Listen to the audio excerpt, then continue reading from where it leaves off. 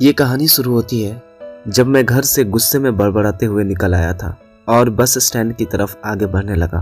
मैं मन ही मन में बड़बड़ा रहा था, पता नहीं कितने पैसे छुपा कर रखे हैं, लेकिन मेरे लिए बाइक नहीं ले सकते।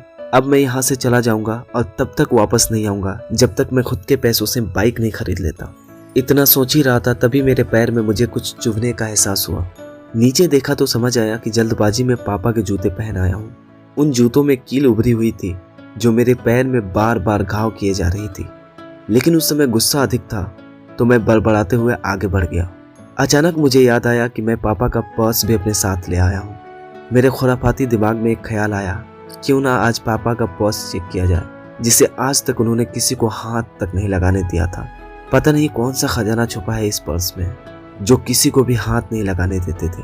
जब मैंने पापा का पुराना पर्स खोल कर देखा तो उसमें पैसे तो नहीं थे, लेकिन पैसों की जगह पर एक डायरी रखी हुई थी। तब मैंने सोचा, ओह, तो यहाँ खजाना छुपा हुआ है। मैं समझ रहा था कि पापा ने लिखा होगा कि किससे कितने पैसे लेने हैं और किसको कितने पैसे दिए हैं, लेकिन मैं गलत था। जब मैंने उस छोटी सी डायरी का पहला पेज खोलकर देखा तो वहाँ पर जो लिखा था वो थोड़ा सीरियस कर देने वाला था। डायरी में जो लिखा था उसे पढ़ने के बाद मेरे चेहरे पे जो एक्सप्रेशन थे वो गायब हो चुके थे, क्योंकि डायरी में वैसा कुछ नहीं था जैसा मैं सोच रहा था।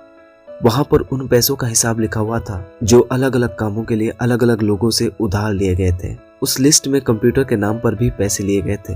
कुछ यूं लिखा था, 50,000 बेटे के कंप्यूटर के लिए।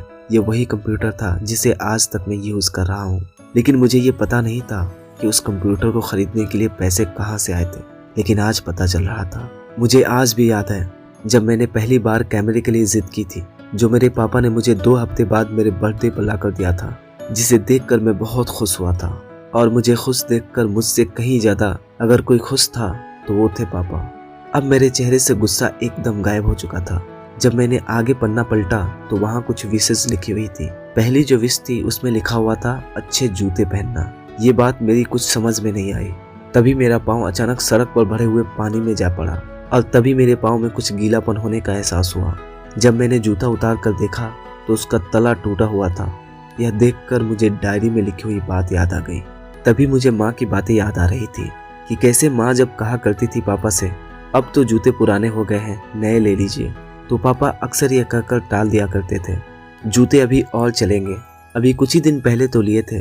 मुझे आज समझ आ रहा था कि कितने दिन और चलेंगे। साथ ही साथ ये भी समझ रहा था कि पापा पर्स को क्यों छुपा कर रखते थे। तभी उस डायरी को पढ़ते हुए बस स्टैंड पर पड़ी बेंच पर आकर बैठ गया।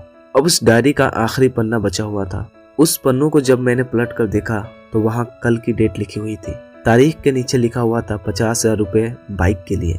बस इतना पढ़ा और दिमाग सन्न रह गया। अब मेरे मन में कोई शिकवा गिला नहीं बचा था, बस मेरी आंखों से आंसू चले जा रहे थे।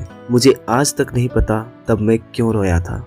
अब मैं जल्दी से घर की तरफ भागा, लेकिन जूतों की वो कील पाँव में अब तक घाव बनाने में कामयाब हो चुकी थी। मैंने जूतों को रास्ते में ही निकाल कर फेंक दिया और भागते लड़खड़ाते हुए घर जा पहुंचा, लेकिन पापा घर पर नहीं थे। मैं समझ गया वो कहाँ थे। मैं सीधा पास वाली बाइक एजेंसी की तरफ भागा।